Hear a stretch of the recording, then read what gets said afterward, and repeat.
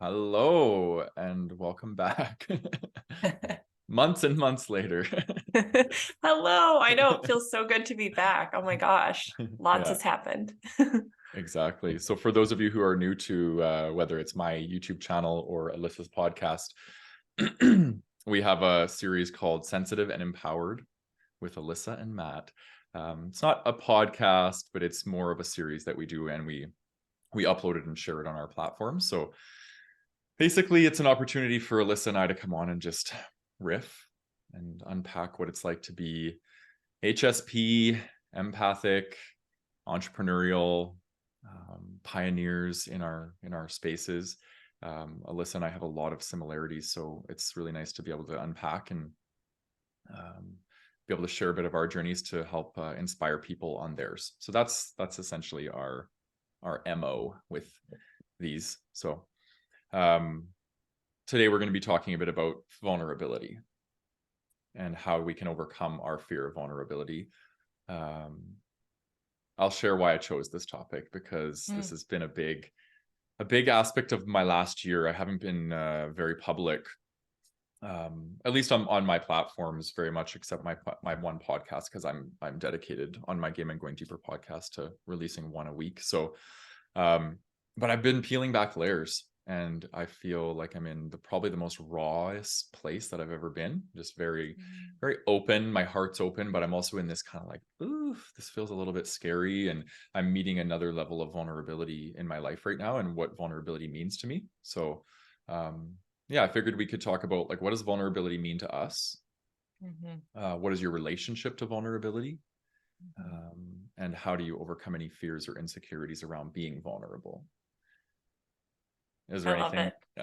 Okay, good. Yeah, I was happy when you mentioned this as our topic because it's been something I've been thinking about recently and just like actually talking about with a lot of my clients as well. And Yeah. a lot of times it's really like the gateway to the things that we crave, but it's scary. And so, and it's overwhelming. It can be just like bring up a lot for us, especially when you're very sensitive, especially when you've been hurt in the past. So Yeah. it's like that thing that we're like, oh, I don't know if I want to do this. I don't want to do this. This is scary. But also on the other side of it is often the things that we really crave and desire. So it's so important. So I'm really excited to talk about this today. Yeah, good. I figured you would be. hmm Okay, well, why don't we start with the first question? What does vulnerability mean to you? So to me, lately, I've been thinking about vulnerability as like one way I think about it is that as taking an emotional risk and kind of like Mm. doing something or sharing or just being open in a way that puts you out there in a way that where you're not hiding, you're kind of like revealing a part of yourself, whether that's sharing something that's on your heart that you feel nervous to talk about, Mhm, or it's trying something new. I know, like for you, I'm sure you'll talk about like singing, or mhm, like for people like starting their own podcast or whatever. It's like putting a piece of you out there and not being able to control other people's reaction and not being able to control how it's perceived. All of this I feel is very vulnerable because it's just like exposing a piece of ourselves and then kind of just not being able to control what happens from there. yeah, So yeah, that's, and the other way I think about it too is just like, so it's an emotional risk, and it also is then a breeding ground for deeper connection with people when we and more, and I'm just thinking on the spot here. totally. Yeah. Yeah, deepening our connections, allowing us to have stronger relationships because we can express things that we need, even if it's scary. And Yeah. also, it's something that can really help us build confidence because when we do something vulnerable, when we put something new out there or, share a piece of ourselves, it can be something that where we show ourselves like, okay, I can do this and I can survive it, even though it's really uncomfortable. And it can be such a confidence boosting thing. But I do think vulnerability is, yeah, exposure. It can be feeling raw, honest, Mhm. and it's a risk. That's how Yeah. I think of it. Yeah. You basically said everything that I would have said as well. Oh. I'll put my own spin on it though. Mhm. For me, vulnerability is scary. Mm-hmm. Very Mm-hmm. scary. And I noticed that when that fear isn't present, it's not vulnerability, because vulnerability can be performed, and when it's genuine, it is terrifying. And I think we can get better at it. It can get less scary. But then what ends up happening for me in my experience is I'm now being asked to meet another layer of vulnerability. How much closer can I get to the core of who I am and share that with the world? Right. And it's like, by the core, I mean the shadow and the light. Like, I'm getting to my core and I'm realizing there's so much love inside me, and there's so much joy, and there's so much beauty. But then there's this other side of me where there's a lot of fear, and there's a lot of hatred even, and there's a lot of, right? So I'm recognizing that there's both parts in me. And so what this is doing is it's allowing me to build like humility.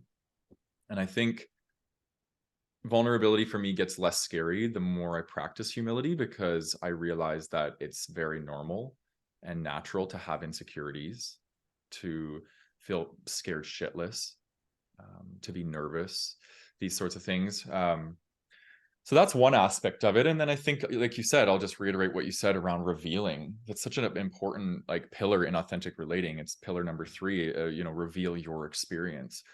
And the first pillar is welcome everything. Well, we need to welcome everything first before we can reveal it, right? So we welcome it within ourselves. We get familiar with what it feels like to be in this discomfort, and then we reveal it, and it helps discharge it, right? It's a good example of that for me is like when I got up and did my very first open mic, I just let the audience know that it was my first time and I was really nervous, and that helped me kind of settle into the fear and like be able to kind of push forward. And then I think you can't practice vulnerability without courage, because again, that has to be the overriding of the fear is the vulnerability. We feel the fear, we practice courage to override it, and then that equals vulnerability. So yeah. And I think it's interesting, I'm meeting in this in a really interesting way right now, and it feels, to my ego, it feels regressive. Feels like I was so much more comfortable speaking and being open like a year ago. And then I've done all this deep inner work, and now I feel so much more insecure. And again, because it's like I'm being asked to meet myself in a deeper way, and maybe perhaps I'm being asked to be less performative in the way that I show up, and be more messy, Yes. and let that messiness be there. And I used to do like retroactive or retrospective, like vulnerability, which would be like, oh, I went through a really hard time like a year ago. It was so hard for me, and now I'm sharing it, and look how vulnerable I am. That's an aspect of vulnerability. I think it's the tip of the iceberg of vulnerability. And then as we kind of go down deeper, it's like, can I share my pain while I'm having it? That's what I'm being asked to explore right now and share. And I put a video out on my channel, and it was like, just basically, I hadn't put anything out in 6 months, and I came on and just shared where I was at in a really dark place. And people really resonated with it, because I think that's what people want to see, because people are looking out toward the world and people like us to feel connected to. And there's no better way to feel connected to somebody than like seeing that they're going through something similar in the human experience that you're going through currently. So yeah, it's powerful. Vulnerability is one of the most powerful things. It is. Yeah, it is. And when I think about like something that you said, a lot of it is so impactful, but I love how you were saying just the piece about revealing and like kind of naming it, and like naming how we're feeling before we put it out there. I think that can be just so like give us so much, I don't know, give us some safety, because when I think about like why we're often so afraid of being vulnerable, why it feels so uncomfortable, it's like I just always think like, oh, I can't control how other people perceive me. And then that feels scary. What if they judge me? What if they think this about me? And so when we can kind of name like, hey, this is how I'm feeling, but I'm going to share it anyway, to me, it feels like we are stepping into that bravery and being like, okay, well, here we go. Like, let's just see what happens. And I don't know, kind of like I think it's so important also, and this is something I've been focusing on a lot, is just like letting it be okay to be messy sometimes and not Mhm. have it not be so polished and perfect all the time and not put that pressure on ourselves. Cause like you said, it's like vulnerability is so powerful. And when we show up and share the real things, the rawness, like that's Mhm. how we have deeper connections with people. And it's something I feel so passionately about because I know something that has been, created struggle for me was like looking at other people and thinking, oh my God, they have it all together. Like how am I struggling so much? Like, Mhm. think just like in different seasons of my life, I would just look and be like, how come all these other moms are cooking their kids perfect meals and I'm like struggling to like get it together today? And so when I saw people being real about it, it like was a breath of fresh air for me. So it's like I always want to be that for other people too. And I think that's what's cool about the work that we do is like people might have some perception like, oh, you've done all this work. Oh, you teach people. You must like never have a bad day. And I think it's like, holy crap, it's so powerful when people who you think like, oh, they have it all together, like actually share the realness. It's just like, Mhm. it just like helps us connect on a human level and all feel like, okay, it's okay to be me and to have these days and feel awkward sometimes. Like it's part of the human experience. And let's like normalize that. So it's just like, oh my gosh, it's such a powerful thing and such a powerful connector as Mhm. well.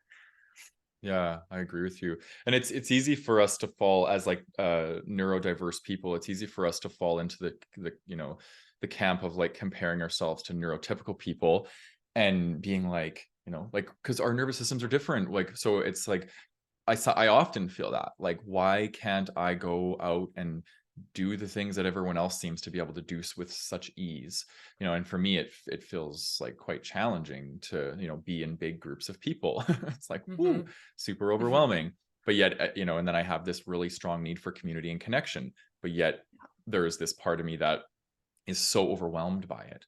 So it's like that's been a big part of my life is like negotiating between these two things, like um so yeah, I have a question for you. Like how does messiness show up for you in your life? Like when you are feeling messy, what does that look like for you?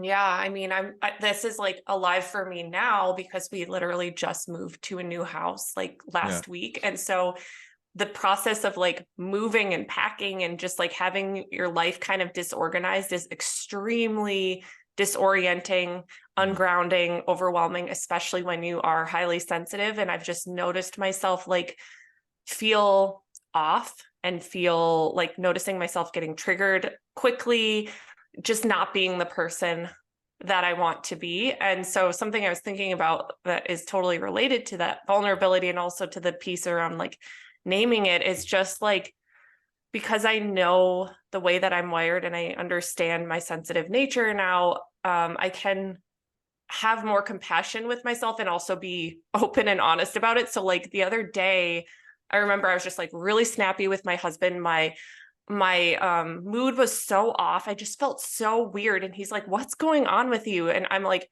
all of this is just too much for me. Like I'm highly sensitive right now. I'm feeling very emotionally off. I haven't slept well.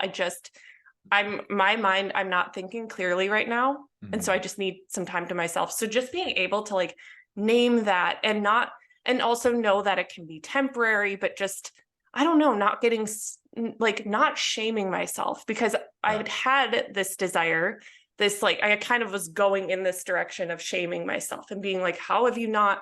Because I haven't been eating my normal like healthier diet. I've just been like all over the place trying to get my life together. And so being able to name it, being like, hey, this is hard for you right now, and it's okay that it's hard, and just being compassionate with myself about it rather than thinking like, how do you not have it all together right now? You should be working out every day. You should be eating healthier. You should be feeling so happy. You should be so grateful. Instead of the shoulds, it's just like naming how I feel, Mm. acknowledging it, putting voice to it, and also, then taking the steps to care for myself through it, know that it's temporary. But I don't know, that's a huge piece of it for me because Mhm. the comparison and the thinking we should be behaving and reacting in a certain way, I think just pushes down that, I don't know, the ability to be vulnerable because we feel wrong for the way that we're experiencing it, So that's just what came to mind for me. Yeah. Yeah. Wow. I relate so much to what you just shared. And, this whole notion of shaming ourselves, it's so, destructive. Mm. Like, shame tells us not to be vulnerable. Mhm. And the anecdote to shame is vulnerability. And Mhm. when we are shaming ourselves and comparing ourselves, we're perpetuating the feeling of, I have to hide my messiness. I have to hide how much I'm struggling right now.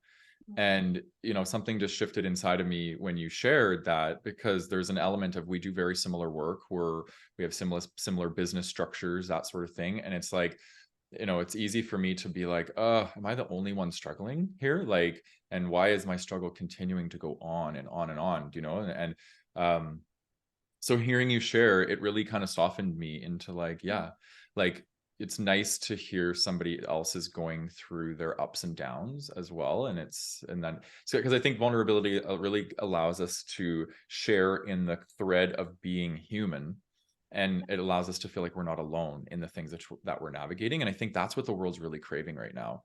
And I think as a culture, we lost our way in a really big way with social media, and how people only share their highlight reels, like literally their highlight reels. Mhm. Mhm. And everybody's like, oh, why are they doing so well when I'm suffering and I'm in depression and I'm having suicidal ideation and these sorts of things. And I'm fortunate in my work that I get to see people be vulnerable every single day, and it's a real gift. And I think that actually helps me continue to Mhm. stay in the energy of wanting to show up and be humble and practice vulnerability. Um, but yeah, I just wanted to share that. It really felt nice to hear you share that, you're also navigating your own trials and Mm. tribulations.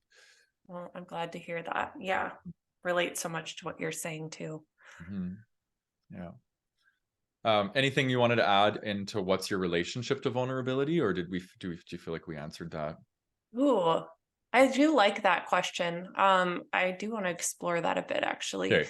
Okay. Yeah, I mean, I feel like I, as you were talking about at the beginning of what vulnerability feels like, I have thought like, oh, I'm vulnerable, Mhm. like I have no problem being vulnerable. But when you were sharing the element about it, like being scary, and if it's not feeling that way, it's probably not vulnerability. That struck something in me because Yeah. there are absolutely times where I have shared like, oh, this is what I went through and here's where I am now, which is like, yes, like the tip of it. Mhm. But I think that, and I know that there are definitely opportunities for me to kind of tap into that fear a little bit more, and kind of, because I do believe and agree that that's where so much of the growth happens, when we get to that edge of, oh my gosh, this is nerve wracking, but I'm going to do it. Mhm. Um, so I still see parts of myself where I do want to control that image, where I'm scared of being perceived in a certain way. And so I'm choosy about which things I share, which, part of it too is like, I think it's important for us to like feel safe to share with people and not feel like, oh my God, I have to like share my deepest, darkest secrets with everyone. Mhm. But, there are times where I have played it safe because of that fear of judgment. And I also think it's a shame element as well, just of like, just wanting to have it all together and feeling Mhm. bad when I don't, and being hard on myself. So it's like something I would like to work on more, because I feel like there's a lot more unlocks available and more expansion available if I kind of can look at what feels really uncomfortable and yet kind of exciting and expansive at the same time. Yeah. Yeah. Again, I relate so much to what you just shared. um, I carry a belief, and it probably comes from my academic training in counseling. Um, in academia, it's like, here's you and here's your client, and you have to be that power over, and you have to, right? And I don't practice like that. I actually practice quite humanistically, where I kind of view my clients as very equal. And but I do slide into that old aspect of thinking, in the sense of like, am I oversharing? Am I sharing too much? Um, are people going to think like, man, why does this guy not have it together? Like, a counselor. He should know his stuff, and he should be healed, and all these things. I buy into that a lot, right? And I do shame myself around that a lot. But I do trust in my dharma, that I'm here to actually use vulnerability. But there's a discerning factor that I've been using, and it's like, am I sharing for me, or am I sharing for other people? And I think when we're in the position that we're in, I think it's really important to share for others. Like, that's our dharma. We're here to share, use vulnerability as a healing tool for others. So I've been learning a bit more boundaries around, like, okay, I'm going to do my deeper processing in my own therapy settings, and then I'm going to share here. But I think it's still okay to share emotional expressions and stuff on my podcast. I've cried on my podcast. I've shared things that I'm navigating. I think that's important too. So I'm kind of like learning this like nice, like the art of vulnerability and how to use it in a therapeutic way, but also that it can't be too controlled and composed either, because then it's not vulnerability, right? Yeah. So it's like it's such an interesting thing. And Brene Brown has something called, she calls it the vulnerability paradox. And she says it's the first thing that we look for in others, and it's the last thing we're willing to share with people. And it's so Mm. true. Like, I think I've built my practice and my following off of vulnerable sharing, and just like sharing my journey. And people want that. Like, there's a certain aspect of people that want perfectionism, and they want to see the flawlessness of beauty and whatever. There's certain people that want that. Those aren't my people. And then there's certain people that want like the raw shadow, like just the messiness of life, and they want to see that they're not alone in experiencing this. And I think those are our people. Like, those are highly sensitive people, those are empathic people, people that have been working and inward traveling their whole life, because there's a depth to them. And I think those people want it, and I think those are the people that we're serving, or at least I'll speak for myself, those are the people that I'm serving. Yeah. Absolutely. Yeah. Yeah. I love all of that. And something I think as highly sensitive people, I know we agree, we have like a unique gift here, and different like life experiences that I believe are meant to share and help uplift others. And something that I always hear from the HSPs that I work with is like, oh, I just crave more depth in my relationships. I feel like no one gets me. I feel like I'm the only person who wants to have spiritual conversations. And my response to them is that often I think we need to lead the way, and we need to be the one to be vulnerable and be like, share that thing that we want to talk about, and just see what happens. And I say it's an emotional risk, because we don't know how the other person is going to respond. But I've noticed from the feedback I've gotten from my clients, where I'm like, hey, you should give that a shot. Like 8 or 9 times out of 10, the other person is receptive, and they end up having a deeper conversation, or something happens that they've always wanted to happen. But I think a lot of times we have to be the ones to lead the way, because we just can, I feel like a lot of us just cannot like deal with the surface level crap in the world, and we need that depth. And I think it's like we crave it. And so sometimes we have to be the ones to create it. And it's not like a burden. We can view it as like, okay, this is part of our gift. This is part of the way that we're wired.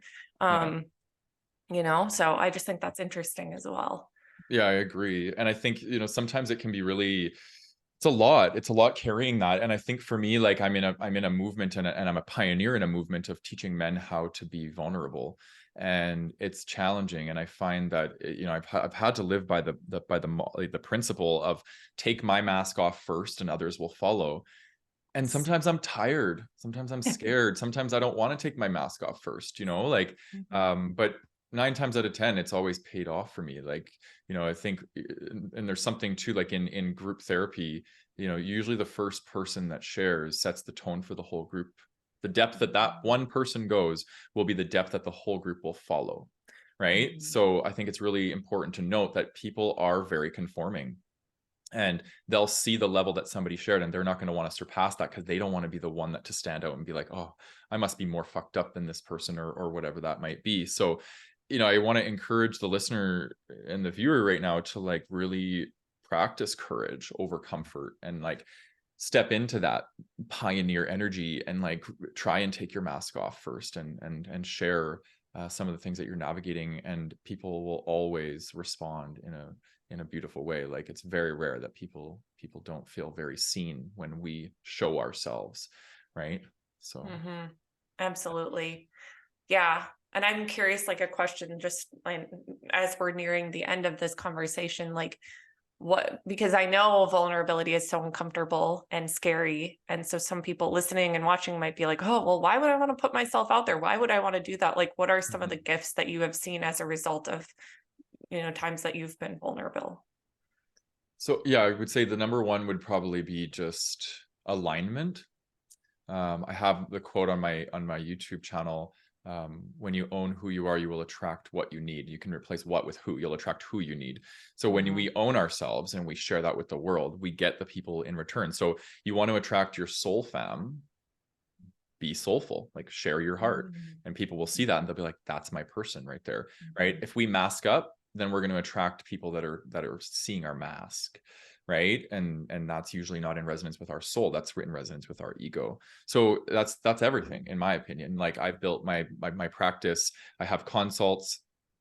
Like, barely none of my consults don't sign up and do counseling with me, because they watch my YouTube channel, they listen to my podcast, they hear my vulnerable sharing, and they're like, this person is in alignment to me, so they know. So you'll just, that's the beauty of it. You attract exactly what you need when you own who you are.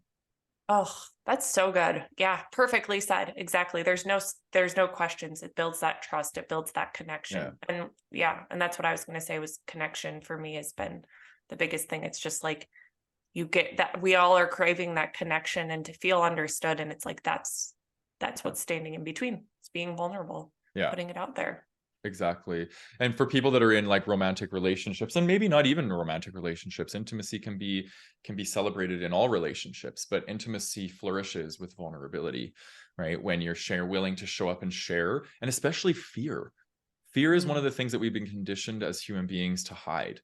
Hide your fears. Don't show them. Don't bring them forward. And when we start to practice safety, like reassuring ourselves that it's okay to be scared, and we share our fear, our relationships improve dramatically, because what most people do with their fear is they project anger instead, or they'll avoid, they'll shut down, right? And we don't communicate that, so then our partner is led to assume, right? And what's going on for this person. So when we can share what's actually going on for us, it's very humbling, but it allows the person to truly see what's going on for us, and then it allows for authentic connection. I think that's the power of it.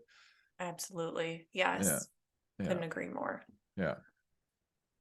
Okay, so before we wrap up, one last thing is, how do you overcome any fears or insecurities around being vulnerable? Like, what do you do to coach yourself into practicing vulnerability?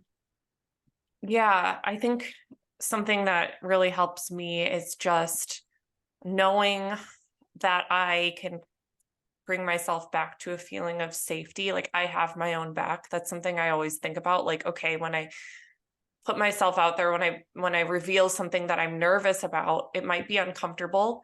And so I try to find a balance with that discomfort. So that might be look like, okay, let's say like I post something on social media that feels very vulnerable. I'm nervous. Okay, then a way that I might balance that out to show myself love and create that safety for myself is, okay, I'm not going to sit on social media and keep refreshing because that's kind of Yeah. enhance the feelings. Now I'm Yeah. going to log off the app. I'm going to go for a walk. I'm going to make Yeah. sure, for me, like clothes are really important. So make sure I'm wearing something comfortable and I feel Yeah. good. And so I like to think about like bringing balance to that discomfort so that I can kind of like be like, okay, I am okay, I am safe. And the Mhm. other thing is just that through practice and repetition and having put myself out there in a variety of ways, like I've survived it every single time, even though sometimes it felt like, oh my God, I can't handle this. This is the worst. Like I'm still here and I'm okay. And oftentimes most of the time it's been worth it, even though I might feel sick in the moment. Oh my God, why did I do that? So that piece also, I guess, has helped me build confidence within myself to know, like, no matter what, no matter how scary or uncomfortable this is, I can return back to safety. I will be okay. And so, that's one piece of it that comes with the experience of it. But I think just, especially when you're super sensitive, just knowing the things that help you feel safe is important rather than keeping yourself in the fire and continuing to like put your hand on the stove when you're like, okay, I did it. Like, okay, now how can we soothe ourselves through it? So that's what I would say. Yeah. I like that. I like that a lot. Um, Mine would be do it with somebody. Like, you know, it's one thing to get on my YouTube channel and share a vulnerable video by myself, and then it's one thing to do it with you, right? And talking True. about what I'm going through. Like, so that's nice because then you can fall back on that person and they can be your, you know, your rock. And it's nice to know that you have somebody that you can share in that tender moment with, right?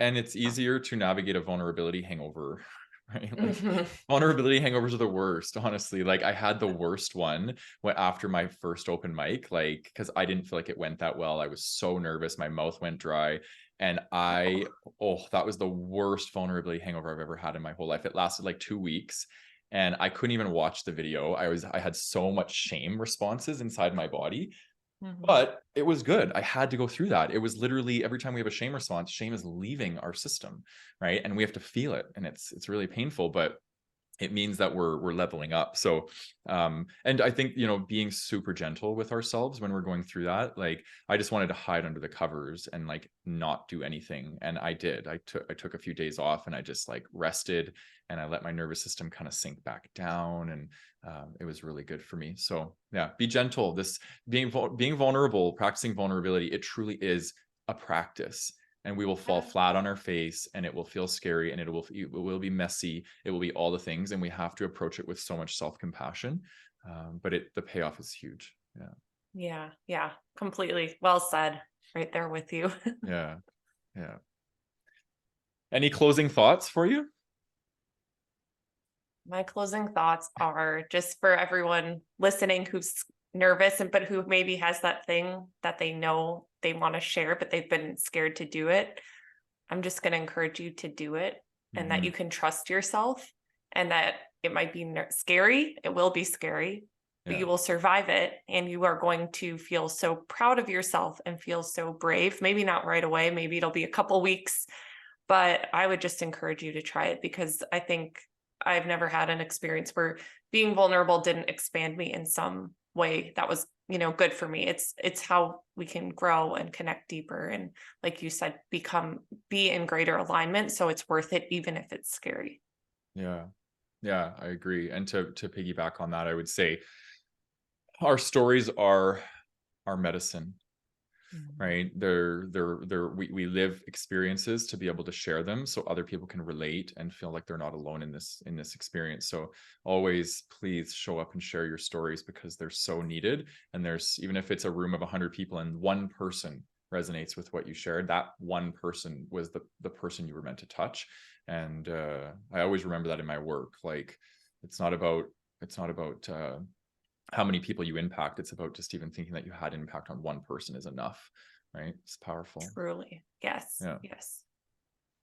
Amazing. Okay, well, we're back at it. It feels nice to be back into connection with you, and Yeah.